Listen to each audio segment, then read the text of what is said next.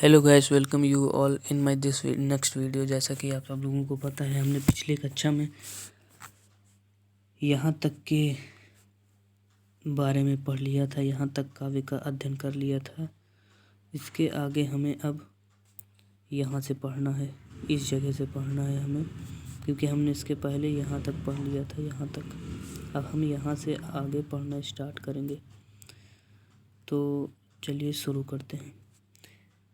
यहाँ देखा कुछ बलि का अन्न, भूत हित रत्न किसका यह दान, इधर कोई है अभी सजीव, ऐसा हुआ मन में अनुमान। आगे श्रद्धा जी कहती हैं कि जब मैं पर्वतमालाओं से विशाल विशाल पर्वतों को पार करते हुए आ रही थी, तो मैंने यहाँ पर भूत हित रत्न, मनुष्यों के कल्याण के लिए किसका यह दान, मनुष्यों के कल्याण के लिए किए गए दान को मैंने देखा कि यहाँ पर अक्षत, कुछ बलि का अन्न अर्थात अक्षत। जब मैं वहाँ से पर्वतमालाओं की तरफ से आ रही थी, तो मैंने ज़मीन पर पड़े हुए कुछ चावल के दाने अर्थात अक्षत को देखा। तो मैंने अनुमान लगाया कि यहाँ लोगों के कल्याण के लिए दान किया गया है, कोई इधर है अभी सजीव, ऐसा हुआ मेरा अनुमान। और मेरे मन में ऐसी वेदना उत्पन्न हुई कि यहाँ पर अभी भी कोई सजीव है, कोई अभी यहाँ पर जीवित है जो मनुष्यों के कल्याण हेतु दान कर रहा है। और यहाँ पे अक्षत पड़े हुए देखे तो मेरे मन में ऐसा अनुमान हुआ। आगे देखिए। तपस्वी क्यों हो इतने क्लांत, तपस्वी क्यों इतने हो क्लांत, वेदना का यह कैसा वेग, आह तुम कितने हो अधिक हताश, बताओ यह कैसा उद्वेग। आगे वह कहती हैं कि हे तपस्वी व्यक्ति, आप इतने अधिक परेशान क्यों हैं, आप इतने अधिक वेदना अर्थात दुख से भरे हुए कैसे लग रहे हैं, और वेदना का यह कैसा वेग, और आपका जो दुख है मैं देख रही हूँ कि यह निरंतर प्रति निरंतर बढ़ता जा रहा है। आखिर क्या कारण है जो आप इतने दुखित हैं, आह तुम कितने हो हताश, बताओ यह कैसा उद्वेग। बड़े आश्चर्य, आह मतलब बड़े आश्चर्य की बात है कि हे तपस्वी व्यक्ति, आप इतने अधिक हतोत्साहित हैं, इतने अधिक दुखी हैं, इतने अधिक असहाय महसूस कर रहे हैं अपने आप को। तो कृपया आप अपने कष्टों का कारण मुझे बताएं। तो फिर भी मनु श्रद्धा की ओर ध्यान नहीं देते हैं। तो फिर से श्रद्धा मनु को सांत्वना देते हुए कहती हैं, दुख की पिछली रजनी बीच विकसता सुख का नवल प्रभात, एक पर्दा यह झीना नील, छिपाए हैं जिसमें सुखगात। वह कहती हैं कि जिस प्रकार से रात, दुख रूपी रात बीत जाने पर सुख रूपी नए प्रभात अर्थात सूर्य उजाले का निर्माण होता है, उसी प्रकार से आपका दुख रात, जिस प्रकार से काली रात के बाद नए सुबह का आगमन होता है, उसी प्रकार से दुख के बाद पुनः सुख का आगमन होता है, और यह सत्य है। तो दुख और सुख मनुष्यों के एक पहिए के समान है, जो कि आते और जाते रहते हैं। एक पर्दा यह झीना नील, छिपाए है जिसमें सुखगात है। यहाँ पे एक पर्दा या झीना नील, छिपाए है जिसमें सुखगात। और आगे वह कहती हैं कि मनुष्य एक पारदर्शी नीले पर्दे के समान है, जिसमें वह अपने सुखों और दुखों को अपने शरीर के अंदर ही छिपाए रखता है। परंतु आपको देखकर ऐसा लग रहा है कि आप अत्यंत दुखी हैं। तो कृपया दुखी मत हों, क्योंकि मनुष्य के दुख और सुख का आगमन निरंतर चलता रहता है, और अपने दुख और सुख को किसी के सामने हमें दिखाना नहीं चाहिए, क्योंकि उससे लोग हमारी कमजोरी को समझते हैं। आगे यहाँ से पढ़िए। जिसे तुम समझते हो अभिशाप, जगत की ज्वालाओं का मूल, इसका वह रहस्य वरदान, कभी मत जाओ इसको तुम भूल। आगे श्रद्धा जी कहती हैं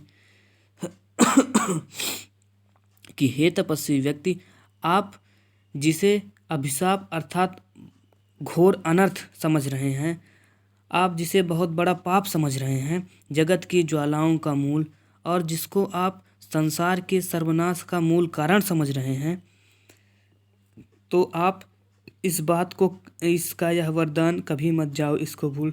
तो आप इस बात को कभी भी मत भुलाइए, आप यह बात भूल ना जाइए कि कहीं ना कहीं यह ईश्वर द्वारा दिया गया वरदान है। यह ईश्वर चाहते हैं कि सृष्टि का विनाश हो। लगे कहने मनु सहित विषाद। अब आप यहाँ देखिए, यहाँ पर किंतु जीवन कितना निरुपाय देख लिया है देख नहीं संदेश। निराशा है जिसका परिणाम असफलता का हुआ कल्पित गे। आगे इस प्रकार के मनु द्वारा बोले गए, श्रद्धा द्वारा बोले गए वचनों को सुन करके मनु उनकी ओर देख करके बोलते हैं, किंतु जीवन कितना निरुपाय देख लिया है देख नहीं संदेश। यहाँ पे संदेश नहीं होना चाहिए, संदेह होना चाहिए, मिस प्रिंटिंग हो गई है, गलती से लिख गया है संदेश, यहाँ संदेह होगा। निराशा है जिसका परिणाम असफलता का वह कल्पित गे। उन्होंने कहा निरुपाय अर्थात उद्देश्य विहीन। मनु जी आगे कहते हैं कि मैंने देख लिया है कि यह संसार, यह जीवन कितना उद्देश्य विहीन है। मैं इसके बारे में जान गया हूँ, मैंने यह देख लिया है, इसमें कोई संदेह नहीं है।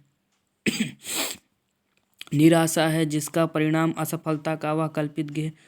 और यदि मनुष्य कोई कर्म करता है तो उसके परिणाम की चिंता कर लेता है और उसके परिणाम को अपने अंदर सोच लेता है, परंतु जैसे ही उसे असफलता प्राप्त होती है तो एक कष्टों का जो निराशा है, जो उसके मन के अंदर निराशा है, वह अपना घर बना लेती है। उसके हृदय में एक कष्ट उत्पन्न हो जाता है कि मैंने परिणाम की कल्पना की और मुझे परिणाम अच्छा नहीं मिला। कहा आगंतुक ने सहिष्णु, अरे तुम हुए इतने आधीर, हार बैठे जीवन का दांव, जीते मरकर जिसको वीर। आगे आगंतुक अर्थात श्रद्धा जी ने स्नेहपूर्वक उनसे बोली, अरे तुम हुए इतने अधिक अधीर, हार बैठे जीवन का दांव। हे तपस्वी व्यक्ति, आप इतने ज़्यादा व्याकुल हो गए हैं, इतने ज़्यादा अधीर अर्थात परेशान हो गए हैं, हार बैठे जीवन का दांव जिसको मरकर जीते भी। और आप अपने जीवन के दांव को इस प्रकार से हार बैठे हैं जिसको जीतने के लिए वीर अपने जिस जीवन को पाने के लिए वीर अपने जीवन का दांव लगा देते हैं, जिस मान सम्मान को पाने के लिए वीर अपने आप को बलिदान कर देते हैं, अपने आप को न्यौछावर कर देते हैं, अपने जीवन की बलि दे देते हैं, आप उसी मान सम्मान के लिए अपने आप को हार बैठे हैं, तो आप ऐसे कैसे हो सकते हैं आप वीर। आगे यहाँ पर प्रकृति के यौवन का श्रृंगार करेंगे न कभी बासी फूल, मिलकर जाकर वे अतिशीघ्र आ उत्सुक उनकी धूल। आगे श्रद्धा जी कहते हैं कि जो प्रकृति है, प्रकृति की सुंदरता का श्रृंगार कभी भी बासी फूल नहीं करते, क्योंकि बासी फूल जो होते हैं वो शीघ्र ही मिट्टी में मिल करके अपनी जो शीतलता है, अपनी जो महक है, अपनी जो खुशबू है उसको त्याग देते हैं। एक तुम एक यह विस्तृत भूखंड, प्रकृति का वैभव भरा संबंध, कर्म भोग का कर्म, यही जड़ चेतन का संदेश। आगे श्रद्धा जी कहते हैं कि हे तपस्वी व्यक्ति, एक ओर तुम हो और दूसरी ओर यह बहुत बड़ा पृथ्वी का भूखंड, अर्थात पृथ्वी जिस प्रकार से जल प्लावित हो रही थी, वहाँ जल भराव हो रहा था, तो श्रद्धा जी कहते हैं एक तरफ यह पृथ्वी का जल भराव है और दूसरी ओर आप, प्रकृति वैभव से भरा अमंद। और जो यह वैभव धन संपत्ति, जो पृथ्वी में धन संपत्ति भरी हुई है, यह सब आपके ही उपयोग के लिए है, यह सब हम लोगों के उपयोग के लिए है। बस समझना हम लोगों को ये है कि आखिर इसका उपयोग कैसे किया जाए। कर्म का भोग, भोग का कर्म, यही जड़ चेतन का संदेश। और आगे वह बताती हैं कि पिछले जन्मों के कर्मों का भोग हमें इस जन्म में करना पड़ता है और इस जन्म के अच्छे कर्मों का भोग हमें अगले जन्म में मिलता है, और यही जड़ और चेतन का सिद्धांत है।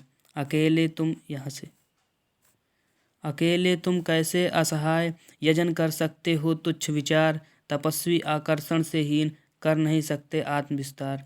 आगे वह कहती हैं कि हे तपस्वी व्यक्ति, आप इतने ज़्यादा असहाय महसूस अपने आप को कर रहे हैं, परंतु आप यह ना समझें कि आप असहाय हैं। मैं हर कदम पर आपके साथ हूँ, हर एक घड़ी में मैं आपकी मदद करने के लिए तैयार हूँ। यजन कर सकते तुच्छ विचार। और आगे वह कहती हैं कि आप अपने अंदर इतनी छोटी सोच, इतने छोटा विचार कैसे रख सकते हैं कि मैं सृष्टि रूपी यज्ञ अकेले करूँगा। आप सृष्टि रूपी यज्ञ अकेले करने के बारे में सोच रहे हैं। यह आपकी बहुत छोटा विचार है, बहुत छोटी सोच है कि आप सृष्टि रूपी यज्ञ अकेले कर लेंगे, क्योंकि कभी भी सृष्टि रूपी यज्ञ अकेले संभव ही नहीं हो पाया है। और आगे वह कहती हैं तपस्वी आकर्षण से हीन कर सकते नहीं आत्मविस्तार। और वह कहती हैं कि हे तपस्वी व्यक्ति, आपके अंदर आकर्षण नाम की बिल्कुल भी तनिक भी आकर्षण नाम की चीज़ नहीं है, अर्थात आपके अंदर आकर्षण बिल्कुल नष्ट हो गया है। आपके सामने मैं सुंदर स्त्री खड़ी हूँ और आपको तनिक भी मेरे प्रति कोई आकर्षण नहीं है, कर सके नहीं आत्मविस्तार। तो सर्वप्रथम यदि आप सृष्टि रूपी यज्ञ करना चाहते हैं तो आपको अपने आत्मा का विस्तार करना होगा, आपको अपने मन को बढ़ाना होगा। तो आज की वीडियो यहीं तक। यदि समझ में आया हो तो वीडियो को लाइक करें। बहुत बहुत धन्यवाद। Thank you so much.